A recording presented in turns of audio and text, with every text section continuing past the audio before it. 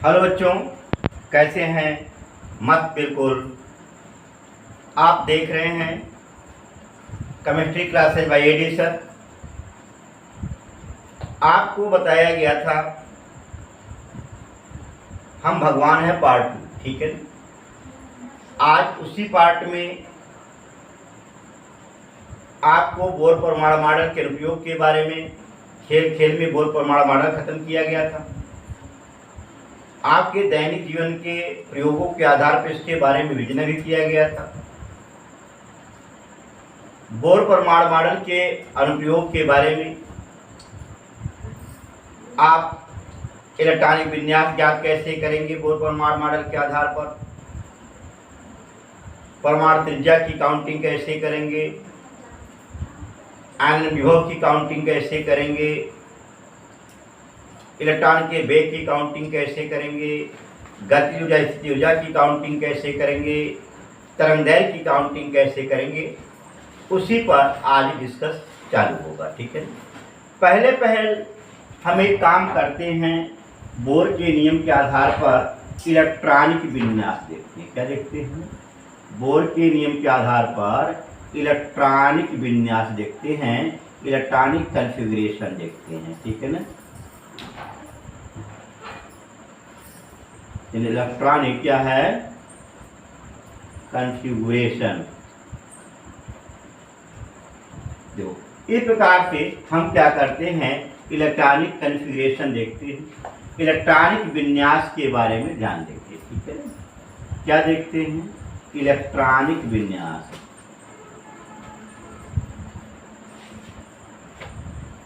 Electronic क्या है? विन्यास। अब सवाल होता है, इलेक्ट्रॉनिक विन्यास के संबंध में बोर ने नियम क्या निकाला? पहला चीज उन्होंने बताया, किसी कोश में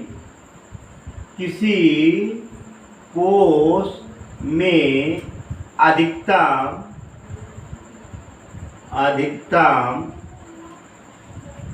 इलेक्ट्रॉन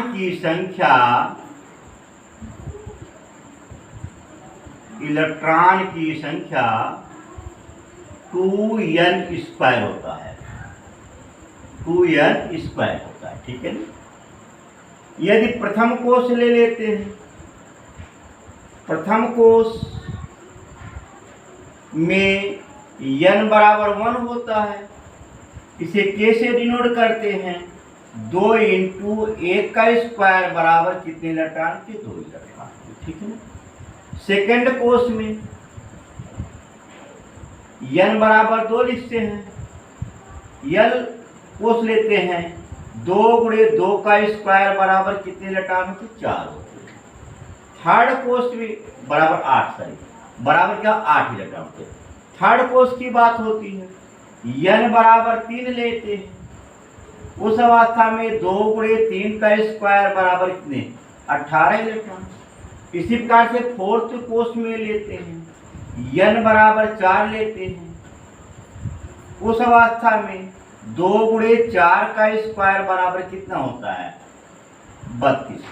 यानी कि प्रथम कोश में अधिकतम इलेक्ट्रॉनों की संख्या 2, द्वितीय में 8, तृतीय में 18 और चतुर्थ कोश में अधिकतम इलेक्ट्रॉनों की संख्या 32 होती है।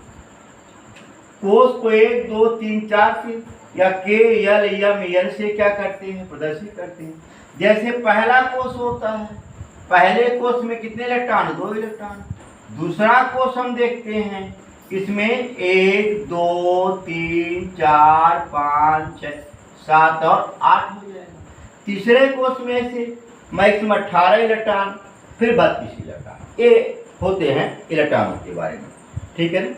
एक चीज आप पे थोड़ा सा ध्यान दीजिएगा पुनः।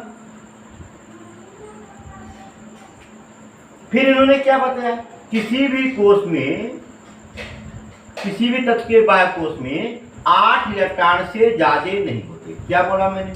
दूसरा नियम क्या बोला? किसी तत्व के बाह्य कोश में 8 इलेक्ट्रॉन से ज्यादा नहीं हो सकती है। बात कन्फर्म आया।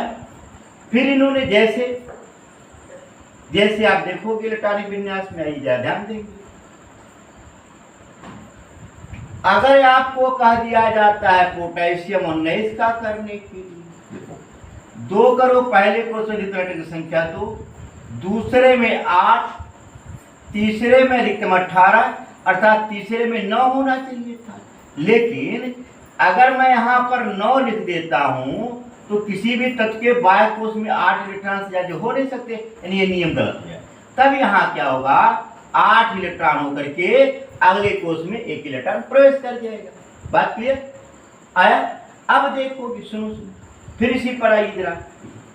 थर्ड इन्होंने नियम दिया, तीसरा, किसी तत्व के बाह्य कोश से पहले वाले कोश में, किसी तत्व के बाह्य कोश के पहले वाले कोश में 18 इलेक्ट्रॉन से ज्यादा नहीं हो सकते। क्लियर आया। चौथा नियम क्या दिया, चौथा नियम क्या, बाह्य कोश में 8 इलेक्ट्रॉन हो जाने के पश्चात, बाह्य कोश में 8 इलेक्ट्रॉन हो जाने के पश्चात अगले कोश, अगला कोश में इलेक्ट्रॉन प्रवेश करता है 2 इलेक्ट्रॉन प्रवेश के पश्चात, 2 इलेक्ट्रॉन प्रवेश के पश्चात पिछला कोश भरना प्रारंभ होता है। पिछला कोश क्या होता है, भरना प्रारंभ होता है। आप देखें, इतने ही नियम है, ठीक है ना, क्या है, इतने ही नियम है।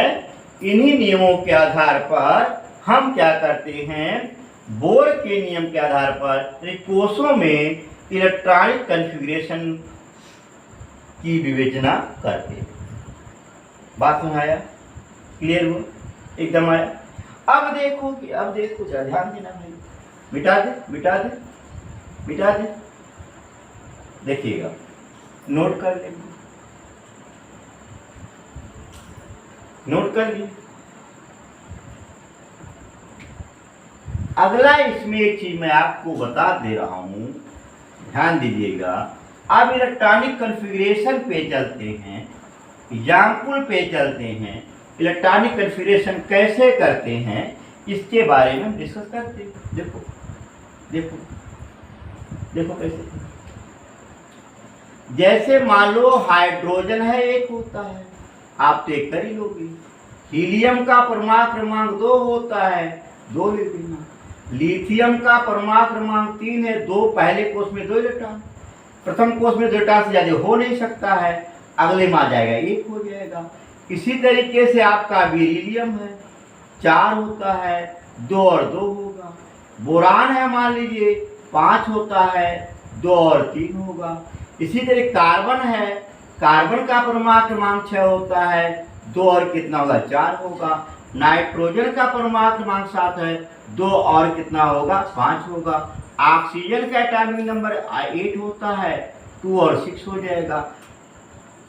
ऑक्सीजन के बाद फ्लोरीन आता है, एटॉमिक नंबर 9 होता है, 2 और 7 हो जाएगा। और नियान होता है 10, इसका 2 और 8 हो जाएगा। जैसे 8 हो गया है ना, पहले कोश में अधिकतम 2, दूसरे में 8, तीसरे में 18 इलेक्ट्रॉन होते, यानी जैसे 8 हुआ बाह्य कोश में, अगला कोश भरना चालू हो जाएगा। जैसे आप देखोगे सोडियम 11 होता है, 2 8 और 1 हो जाएगा, ठीक है। इसी तरीके से पोटेशियम 19 होता, सॉरी अभी मैग्नीशियम चले, देखो मैग्नीशियम का 12 होता, 2 8 एंड 2 है ना। अगर यहीं पर आर्गन पे आ जाओ 18 होता है, 2 8 एंड 8। अगर यहीं पर 19 हो जाते, देखो 2 8 8 है ना। अब देखो अगर तुम यहां पर आप यहां पर 9 इलेक्ट्रॉन प्रवेश करा दो तो बोर का नियम क्या कहता है, गलत हो जाएगा। किसी भी तत्व के बाह्य कोश में 8 इलेक्ट्रॉन से ज्यादा नहीं होता। हाँ बताया है कि किसी भी मतलब पहले कोश में अधिकतम 2, दूसरे में 8, तीसरे में 18 हो सकते हैं। एक अपवाद है एक तत्व प्लेंडियम जिसके बाह्य कोश में 18 इलेक्ट्रॉन होते हैं, बाकी किसी भी तत्व के बाह्य कोश में 18 इलेक्ट्रॉन से अधिक नहीं होते। आपसे 2 8 9 1 8 से ज्यादा हो गया, इन्हें गलत हो गया। जैसे मैंने लिखा 8 इलेक्ट्रॉन हो जाएगा, अगला कोष भरेगा। कब भरेगा, जैसे 2 इलेक्ट्रॉन होंगे। 2 इलेक्ट्रॉन होने के पश्चात अंदर वाला कोष बोर के नियम के आधार पर भरना चालू हो जाएगा। इसे 19 हो गया। अगर कैल्शियम में आता है यहाँ पर 20 हो जाएगा। 2 8 8 और क्या हो गया, 2 हो गया। आया। अगर यहीं पर स्कैंडियम की बात होती है 21, देखो 2 8 8 और 2, ठीक है ना। यहां 3 नहीं लिखो क्योंकि बताया कि 8 इलेक्ट्रॉन हो जाने के पश्चात अगले कोष में इलेक्ट्रॉन प्रवेश करते हैं। 2 इलेक्ट्रॉन प्रवेश हो जाने के पश्चात अंदर के कोष भरना प्रारंभ हो जाते हैं। देखो देखो अब यहाँ 2 इलेक्ट्रॉन हो गया, कितना हुआ 20, एक बच गया ना, एक इसी में क्या करोगे, जोड़ दोगे, अर्थात इसका जो इलेक्ट्रॉन बिना 2 8 9 और 2। इसी रूप में मान लो मैग्नीज पे आ जाओ, 25 होता है, 2 8 8 और 2। ये भरना बंद करो, कब तक नहीं भरोगे, जब तक 18 ना हो जाए। कि बोर का नियम का पहले में 2, दूसरे में 8, तीसरे में मैक्सिमम 18 इलेक्ट्रॉन होते हैं। और ये भी बाह्य कोष से पहले वाले कोष में भी 18 इलेक्ट्रॉन से ज्यादा नहीं हो सकते। ये भी सुनना, क्या बोला मैंने, क्या बोला, बाह्य कोष से पहले वाले कोष में 18 इलेक्ट्रॉन से ज्यादा नहीं हो सकते। ये भी दिमाग में रखना, एक नियम है। और देखो आ गया। अब मैग्नीज की मैंने बात किया, 25 हुआ, 2 8 8 2 हो गए।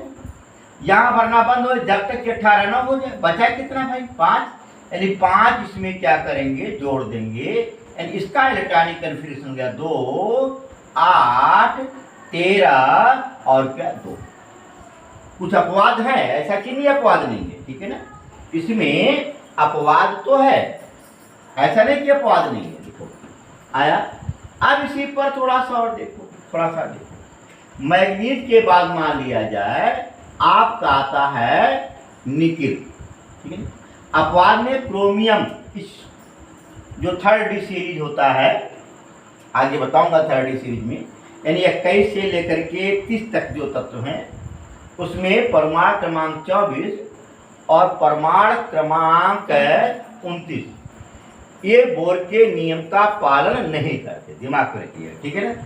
आप देखो निकिल का जैसे हो, वो बाढ़ सकता है निकिल 28 इलेक्ट्रॉन, 2 8 8 और 2 है, कितना 20 हुआ, 8 बचा है, 8 इसमें और जोड़ देना है ना।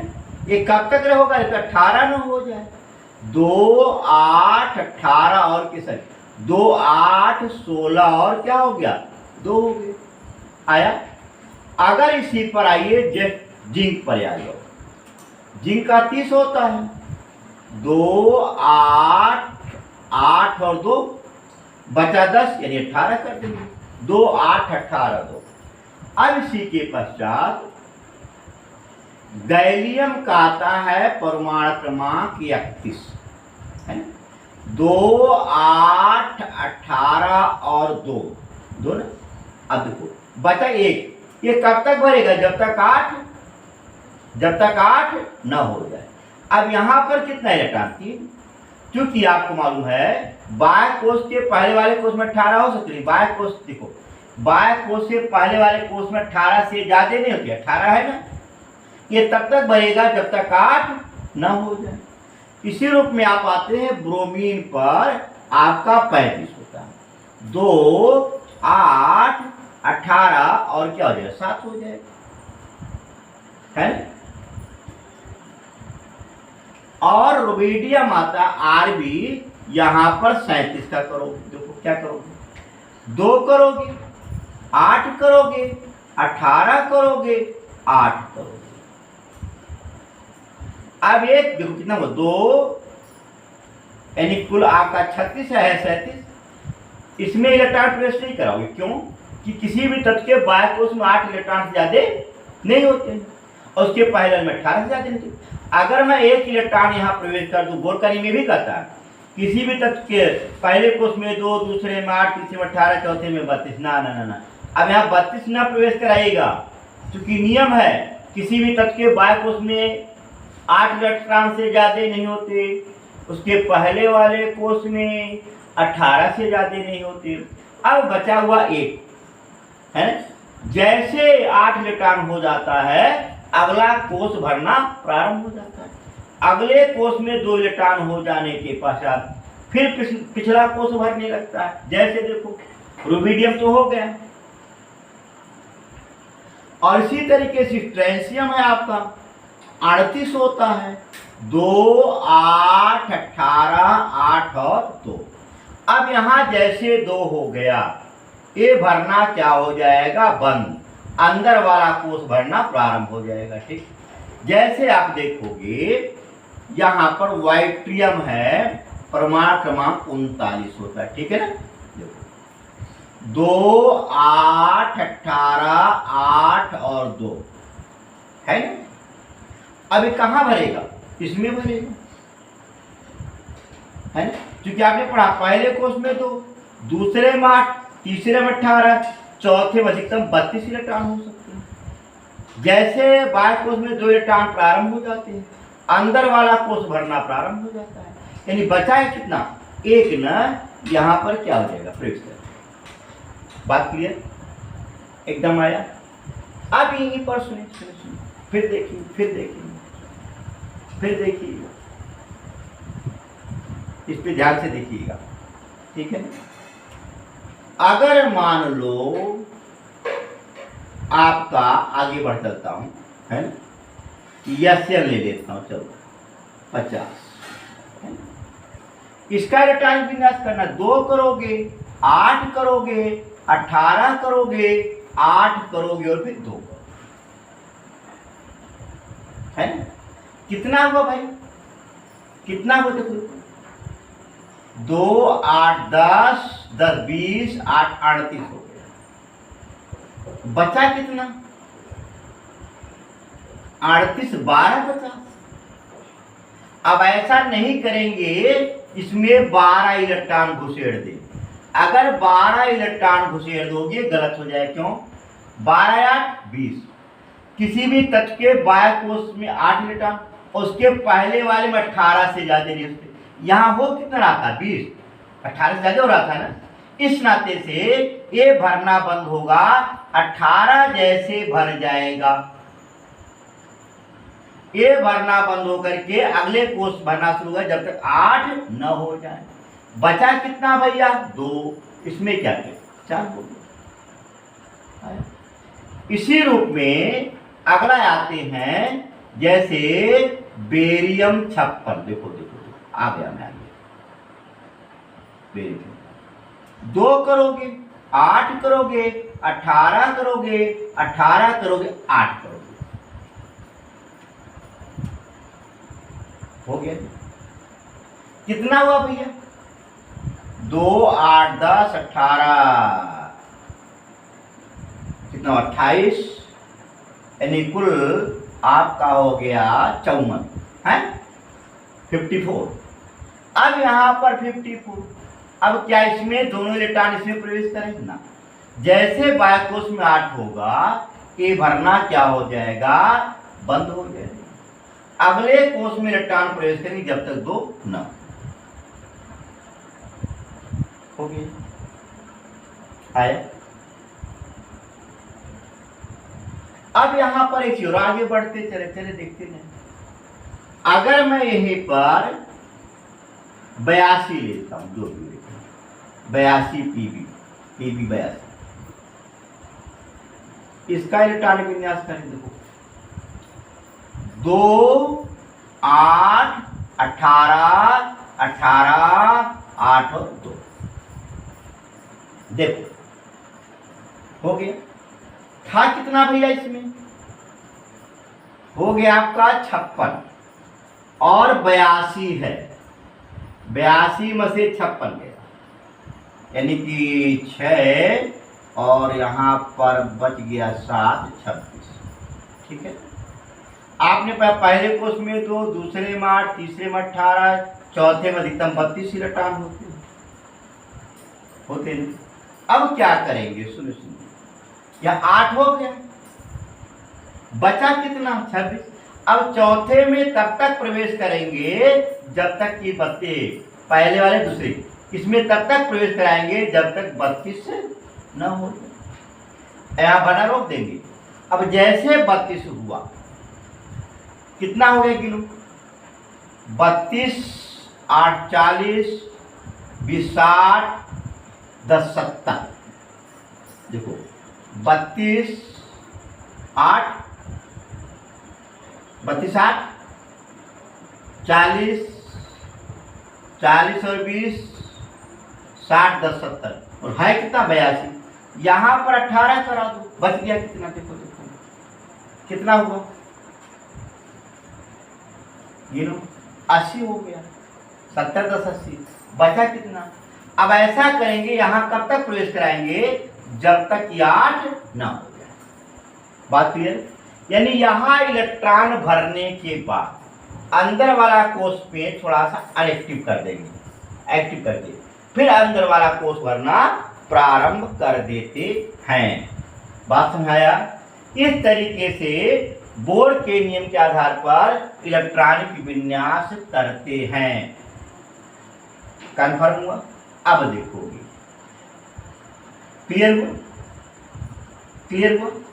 अब इलेक्ट्रॉनिक विन्यास के आधार पर हम तत्वों की आवर्त सारणी में स्थित और आवर्त सारणी में वर्गोत्थ आवर्तों की संख्या का भी गणना करते हैं। इसी के आधार पर उनकी संयोजकता की गणना करते हैं। इन सब के बारे में थोड़ा सा ध्यान दिए रखेंगे। सुने सुने सुने सुने, आपसे बताया गया जिन तत्वों के बाह्य कोश में है ना, जिन तत्वों का एक बाह्य कोश अपूर्ण, क्या है, एक बाह्य कोश क्या हो, अपूर्ण होता है, अपूर्ण होता है ना। उन्हें हम लोग सामान्य तत्व कहते हैं, उन्हें सामान्य तत्व कहते हैं। सामान्य क्या कहते हैं, तत्व कहते हैं। यह दिमाग में रखिएगा।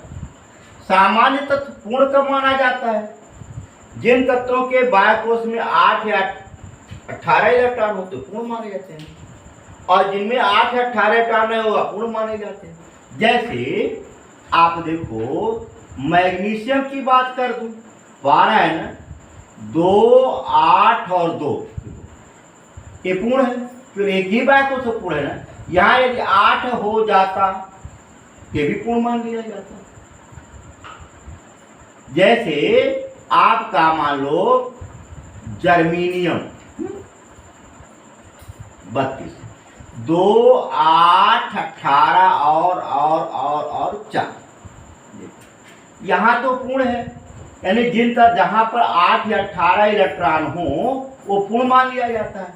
यहाँ क्या है, 18 है कि नहीं, एक ही तो पूर्ण नहीं है। अगर इसके बाद तो उसमें 8 या 18 हो गया तो पूर्ण मान लिया जाता है। तो जिन तत्वों के बाह्य कोश एक बाह्य कोश पूर्ण होता है वे सामान्य तत्व कहलाते हैं। तो ये क्या है, सामान्य तत्व कहलाते हैं। सामान्य तत्वों में सुन लेना बेटा, हाइड्रोजन है, ये है यहाँ पर लीना की रफ से फरियाद, lithium, sodium, potassium, rubidium, caesium और फ्रेंशियम।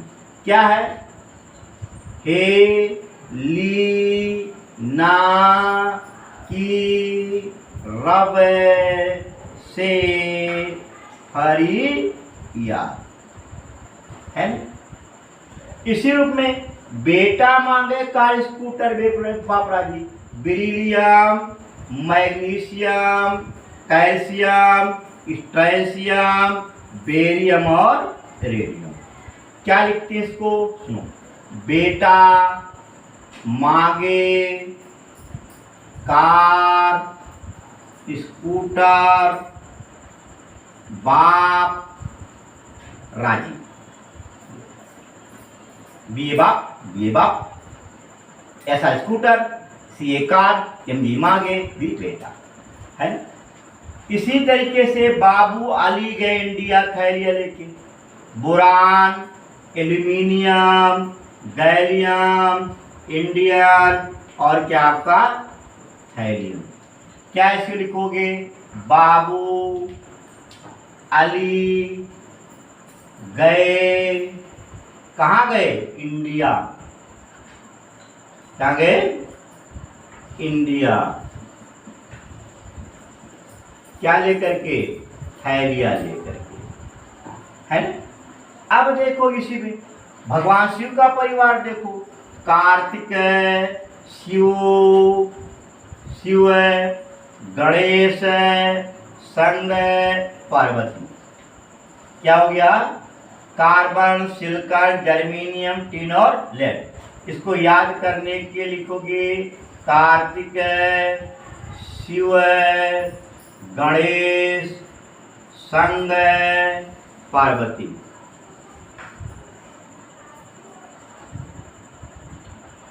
आया।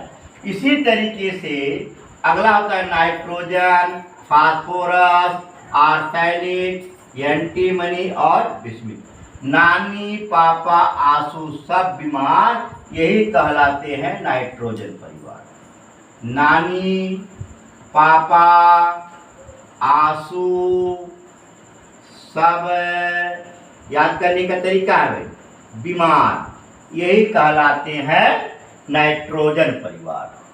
नानी, पापा, आंसू सब बीमार, यही कहलाते हैं नाइट्रोजन परिवार।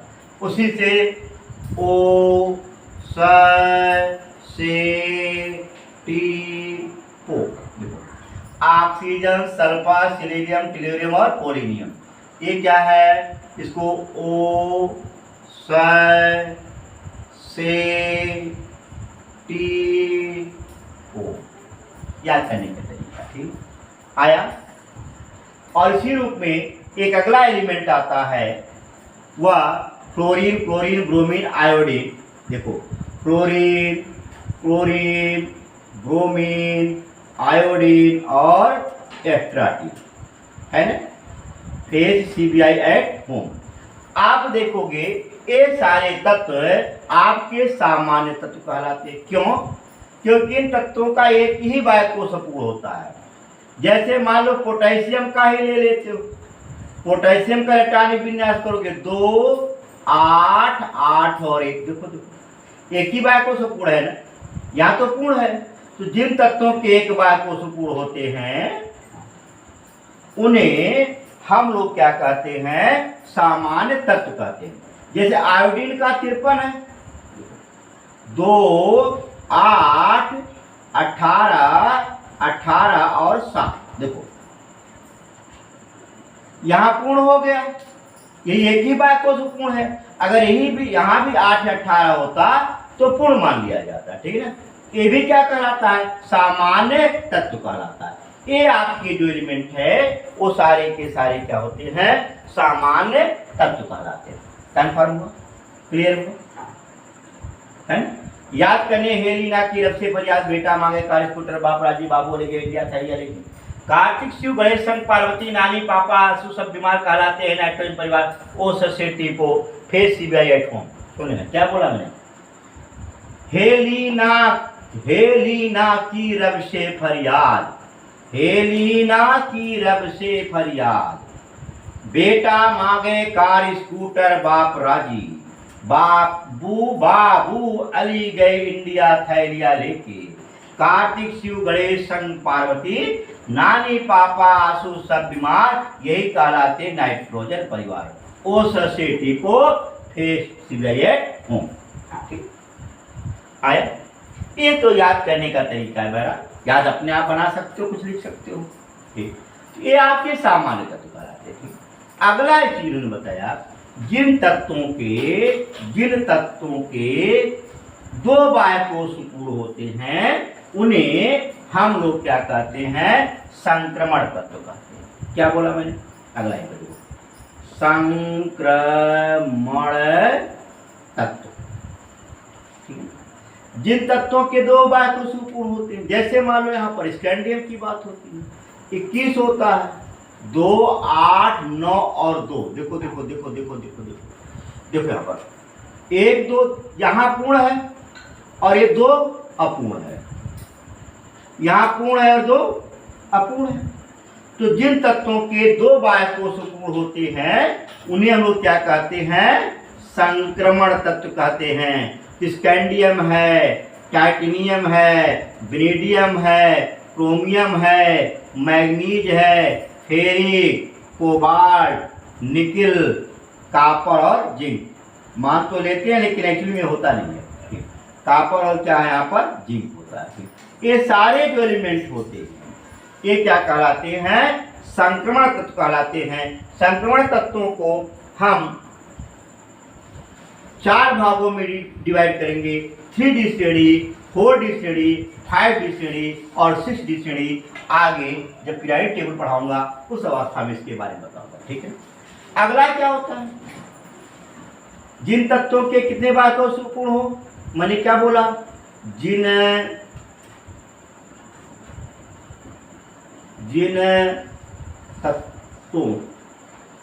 तत्वों के दो बाह्य कोश अपूर्ण होते हैं उन्हें क्या कहते हैं, संक्रमण तत्व कहते हैं।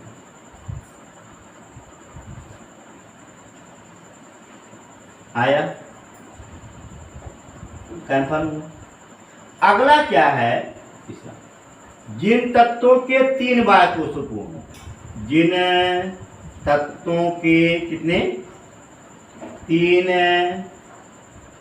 बाह्य कोश अपूर्ण होते हैं उन्हें अंतः संक्रमण तत्व कहते हैं। अंतः संक्रमण तत्व कहते हैं, ठीक है। जैसे परमाणु क्रमांक 57 से लेकर के परमाणु क्रमांक 72 तक के जितने तत्व होते हैं ये अंतः संक्रमण तत्व कहलाते हैं, ठीक है। उसी प्रकार से 89 से लेकर के कहाँ से, परमाणु क्रमांक 100 आपके 4 तक वो संक्रमण तत्व कहलाते हैं। 14 तत्व है ना, यानी कि 91 से लेकर के 104 तक, 90 थोड़ी आप देखेंगे। तो ये आपका क्या था, परमाणु क्रमांक 57 से परमाणु क्रमांक 72 तक के जितने तत्व होते हैं ये सारे के सारे अंतः संक्रमण तत्व कहलाते हैं, क्योंकि 3 बाह्य कोश होते हैं। इलेक्ट्रॉनिक विन्यास आप करिएगा, ठीक है। अगला देखेंगे, ये चीज मानो, लेकिन जिन तत्वों के बाह्य कोश पूर्ण होते हैं, यानी जिन तत्वों के बाह्य कोश में 8 इलेक्ट्रॉन होते हैं, क्या बोला, जिन तत्वों के बाह्य कोश में 8 इलेक्ट्रॉन होते हैं उन्हें क्या कहते हैं? शून्य वर्ग का तत्व कहते हैं। शून्य वर्ग का क्या कहते हैं?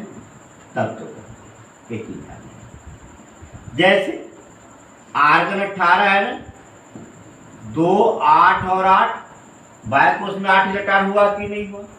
ये किस वर्ग का तत्व कहलाएगा? शून्य वर्ग का तत्व कहलाएगा। बात कन्फर्म आया? तो यहाँ पर इलेक्ट्रॉनिक विन्यास के आधार पर ये भी हम ज्ञात कर सकते हैं कौन शून्य वर्ग का तत्व है, कौन प्रथम वर्ग का तत्व है, कौन शून्य वर्ग का तत्व है, कौन सामान्य वर्ग का तत्व है, कौन संक्रमण वर्ग का तत्व है और कौन अंतर संक्रमण वर्ग का तत्व। बात समझ आया? अगला इसी पर आइए, थोड़ा सा ध्यान देंगे। इलेक्ट्रॉनिक विन्यास के आधार पर हम उनके वर्गों की संख्या की भी काउंटिंग करते हैं। आवर्त की संख्या, आवर्त और वर्ग की संख्या। आवर्त की संख्या कैसे क्या करोगे?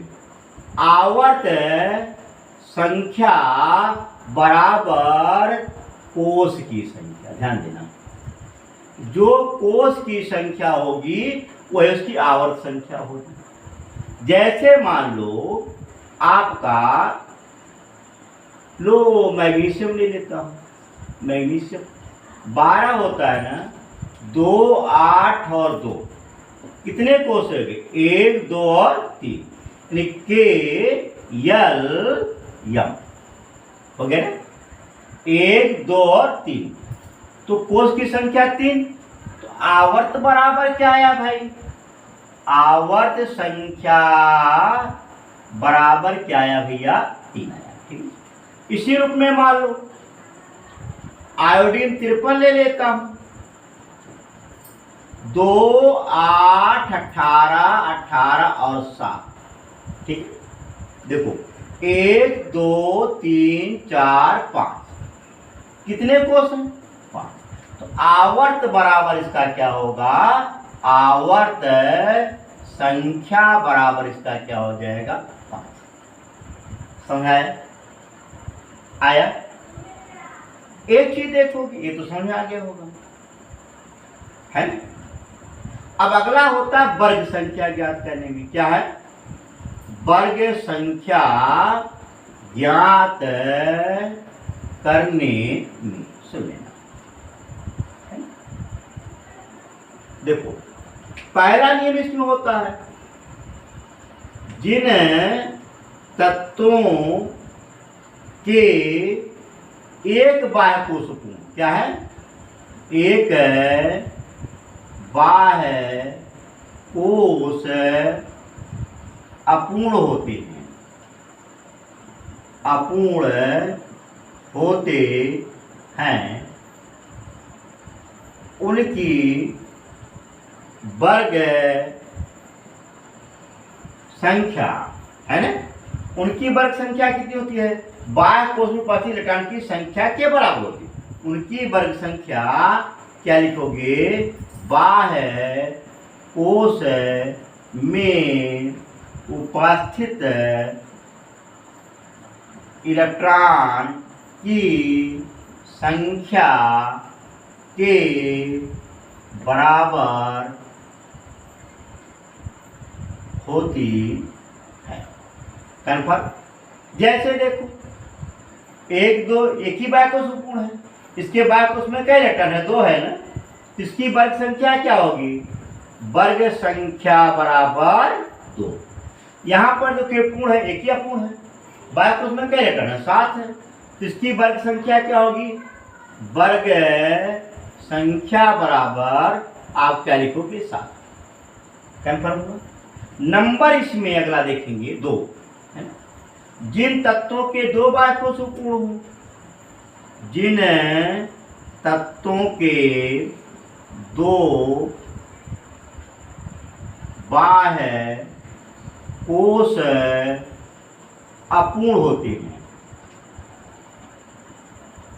अपूर्ण होते हैं, उनके वर्ग की संख्या बराबर, है ना, अपूर्ण बाह्य कोश में उपस्थित इलेक्ट्रॉन की संख्या -8। क्या लिखोगे? अपूर्ण बाह्य कोश में उपस्थित कुल इलेक्ट्रॉन -8 है ना। इसी में बढ़ा दे रहा हूं, यदि घटाने पर 8, 9 और 10 आता है तो